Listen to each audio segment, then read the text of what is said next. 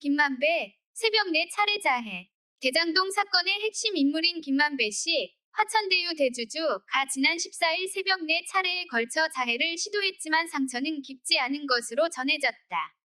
김 씨는 자신의 변호사에게 연락해 자해 사실을 알렸고, 이날 밤 김 씨 상태를 염려한 변호사가 김 씨와 직접 만난 후 119에 신고했다고 한다. 15일 본지 취재를 종합하면 김 씨는 지난 14일 오전 2시쯤 자신의 차 안에서 흉기로 가슴 부근에 2차례 자해를 시도한 것으로 알려졌다. 김 씨는 또 오전 4시쯤 목 부위에도 2차례에 걸쳐 자해를 했다. 하지만 상처는 깊지 않았다고 한다.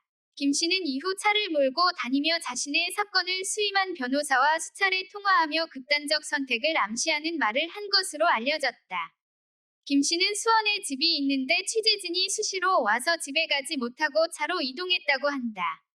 김 씨는 지난 13일 검찰이 김 씨가 대장동 사업에서 얻은 범죄 수익을 숨기는 데 도운 혐의로 김 씨 측근인 화천대유 공동대표 이한성 씨와 이사 최우향 씨, 인테리어 업자 A씨 등 3명을 체포하고 이들에 대한 압수수색에 나서자 심리적 압박감을 느꼈고, 주변 사람들한테 나 때문에 고생하는 사람들이 많다는 취지로 말한 것으로 알려졌다.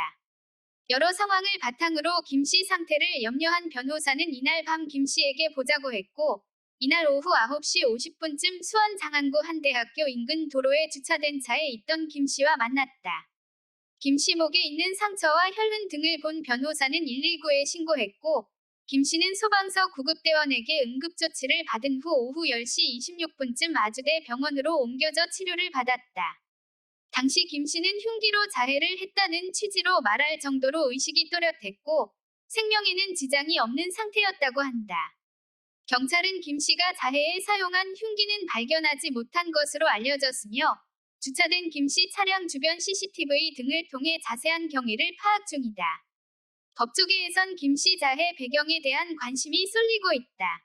검찰이 이한성 씨, 최우향 씨 등 김 씨 측근에 대한 수사를 본격화하자 김 씨가 압박감에 정신적으로 무너진 것이라는 말이 나온다. 작년 9월부터 1년 넘게 검찰 수사를 받고 지난달 24일 석방될 때까지 1년 가까이 구속된 상황에서도 버텼던 김 씨도 주변 사람들에 대한 검찰 수사가 시작되자 이겨내지 못했다는 것이다.